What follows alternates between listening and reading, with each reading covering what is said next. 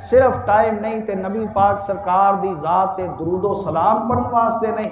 या फिर रब ताला दी इबादत करने वास्ते नहीं। मैं एक जगह ते बयान किया सी कि जदों दा साडे मुसलमाना ने रब दा दरवाज़ा छड्डिया ना, मस्जिद ये रब दा दरवाज़ा है, जदों दा मुसलमाना ने रब दा दरवाज़ा छड्डिया है ना, तो रब ने इन्हां नूं विखाया एक हस्पताल दा दरवाज़ा,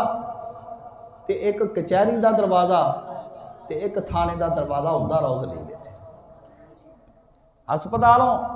जेड़ा बंदा एक बार इलाज करा के वापस आउंदा है ना, तो वह आके वेंदा है सारा टब्बर जेड़ा है ना वो मरण के करीब होया है, वो आंदे बस कुछ ना कुछ नक ना लकीरां कढ़ के कहंदे ने साड़ी तौबा इधर ते अल्लाह ताला किसी वैरी दुश्मन नूं भी ना ले जावे। वो आंदा दसो तुहानूं बनिया की है, कहंदा यार तेनू उठाना एडा महंगा पिया है कि तू ते उठ पिया पर असी हुण उठन जोगे नहीं रहे।